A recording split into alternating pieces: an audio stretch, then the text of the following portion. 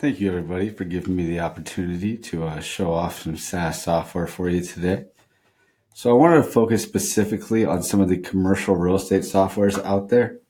Now, these softwares are usually designed for brokers and appraisers. I'm not going to get too bogged down in a broker centric type of presentation. I kind of want to show off some of the more fun sides and the sides of the software that any commercial company out there could be using, whether you are a vendor, a provider, a service provider, or something along those lines. These softwares themselves specifically can be really beneficial, and nobody really even uses it for that. So the major players in the industry, if you're not aware, are CoStar Group, Crexi, and Yardi. Now, there's a lot of different platforms and different websites out there, but you'll find they all tie back to one of these three or four major companies. CoStar Group being the largest and longest standing commercial software company out there. Yardi is another big real estate software company in general, and then Matrix is their commercial line, and then Crexi is kind of the new player in the game. They're more of just a transactional marketplace, but all three really focus on the idea of gathering data about commercial real estate. And we all know we're kind of entering this era of big data and gathering content and data as fast as these companies can. And the thing about this kind of data, why it sets itself apart from other lead generation tools or Google itself or things like that, is they have to be right. Commercial real estate is obviously a industry where we're talking about really big, really important numbers. And the reason they pay so much money to, they being brokers, pay so much money to CoStar and Yardi and these companies is because they have to have the information correct almost every time. And so these companies, they have huge amounts of their resources dedicated to researching and verifying all this information that you find. And so you'll see there's companies like Dun and Bradstreet that do a good job with lead generation.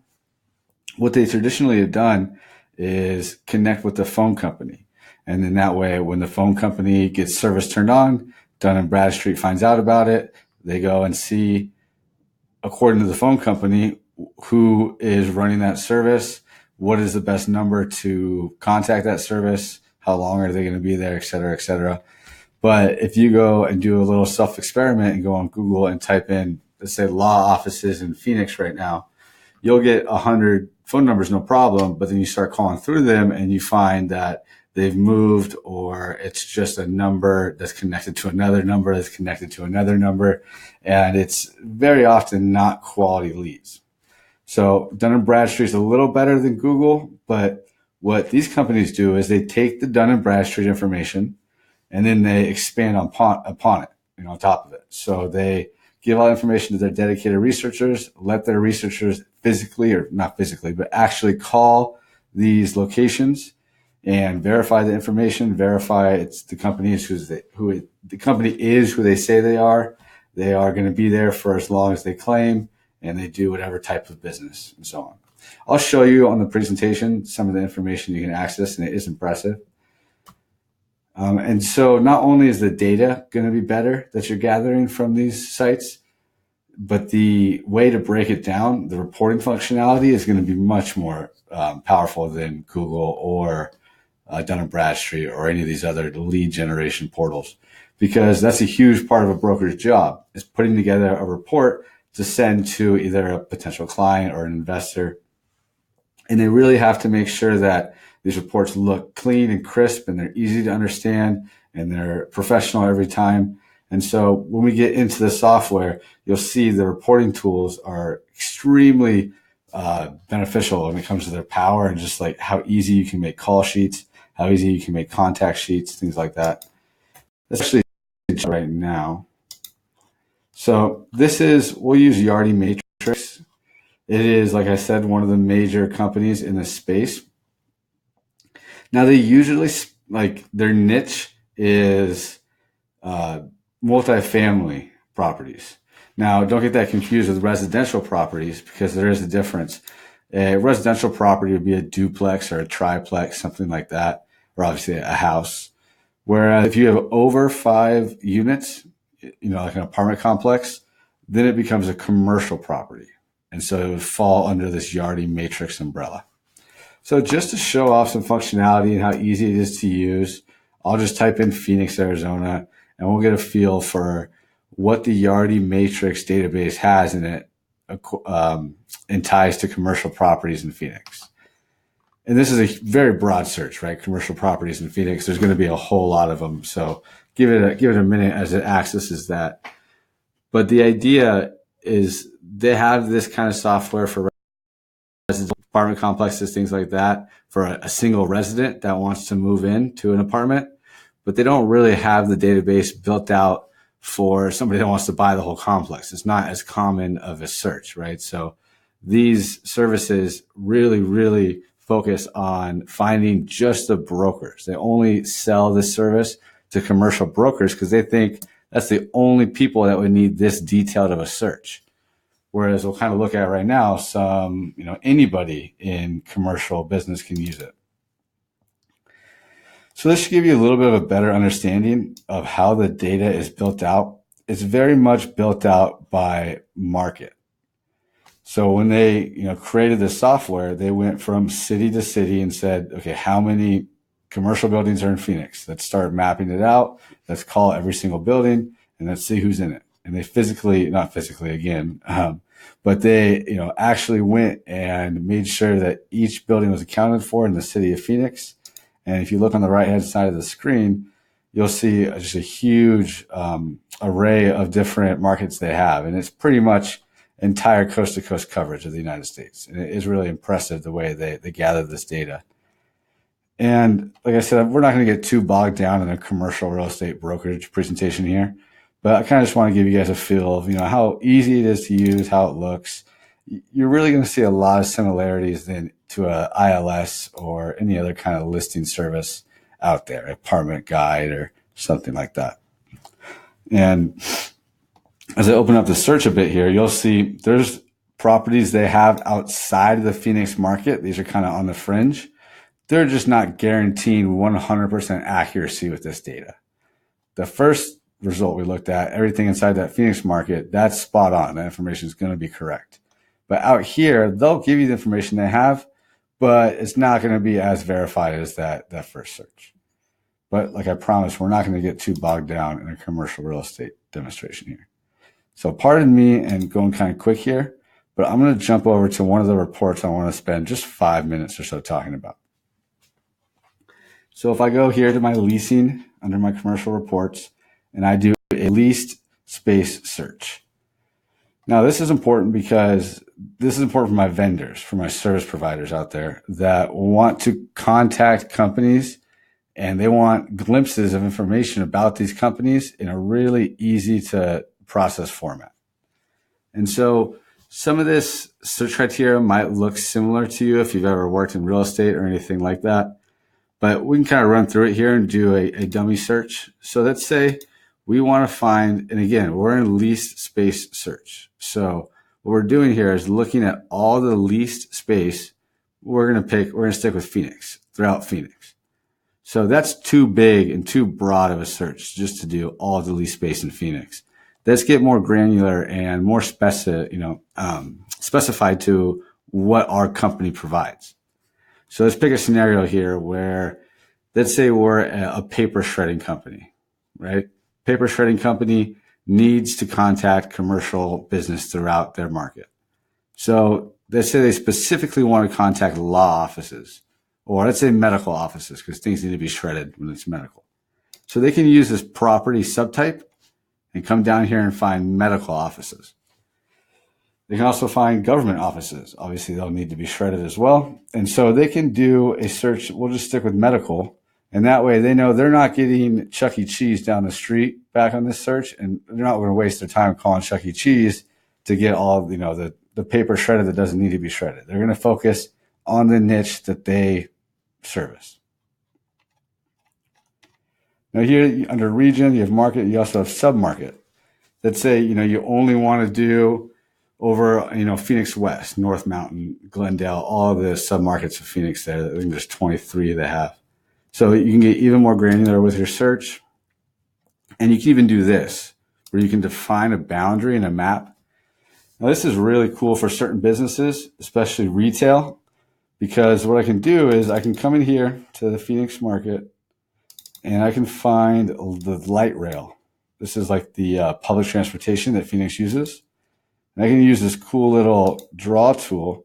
If you'll notice the little blue boxes with the trains in them, that's our light rail. So let's say I want business right along the light rail. Right there within walking distance. Because I know being in retail, I'm going to have that much foot traffic going by my office every day. It's going to be huge. So now I can do a map boundary search just for this little square right here. Or let's say we know we want to be on one side of the freeway and not on the other. You can kind of let your imagination run wild with how detailed of a search you can get. And it's going to pull up all those commercial properties in that boundary. Now, the fact that I just did all that, I'm going to get rid of it just so we get a better search here. But, if you wanted to, actually, I'll keep it. I'll just make it bigger. Let's make a nice, big, broad search for this whole area here. We can zoom out. It's Google Maps is most of the technology that these guys use. So everyone kind of knows how to use Google Maps and there's not areas too large. So let's keep it under 10 miles and go ahead and drag it out. And the ease of use and the intuitiveness of the system really is nice. You kind of don't really ever struggle in getting lost and how to do something.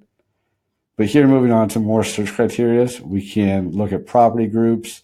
That's more of a commercial real estate thing that you probably won't focus on, but total square foot might be important. If you're a cleaning service or the paper shredding service that we talked about, we know as a paper shredding service, if the law office is under 2,000 square feet, they're probably not big enough to do business with us. So we can, limit our search to, let's even say 5,000 square feet and above.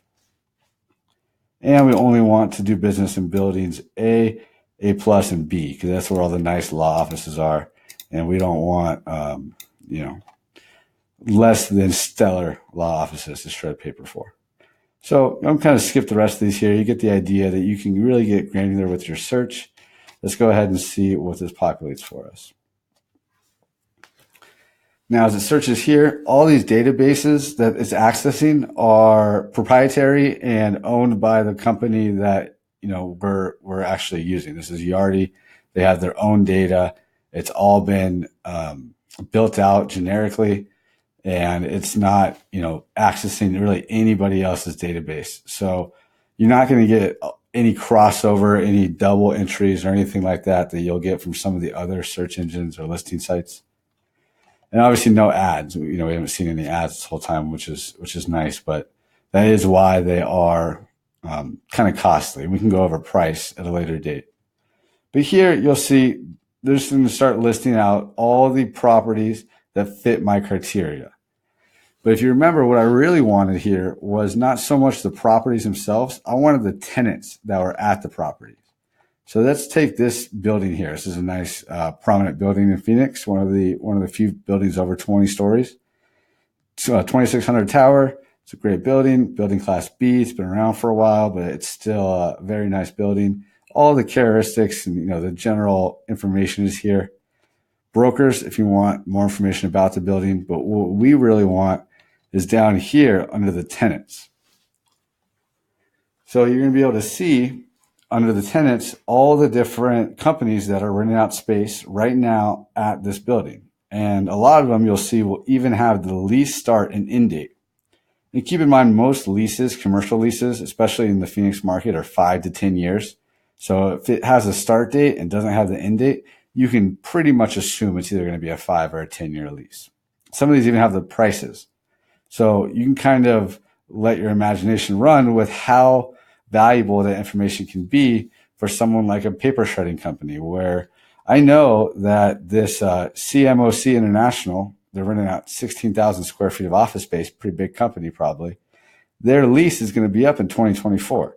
There's a very good chance they're going to be moving buildings in 2024.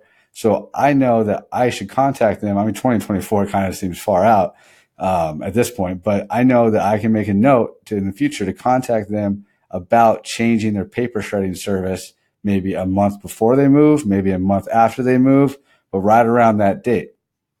And maybe they choose to re-sign their lease or what have you. But just having a glimpse of that information, and I can be able to run even more detailed reports of, let's say, I want to know all the companies in Phoenix that are scheduled to have their lease end in the next 3 months. I know this is a valuable list of a lot of activity because the lease is about to be up. They're going to make some kind of decision. But you can see here, there's huge companies, U.S. Drug Enforcement Administration, and you can even see the government office, general office, different criteria that they fit into. You have medical in here as well. And so I can look at this data in this kind of list format that they're showing me here.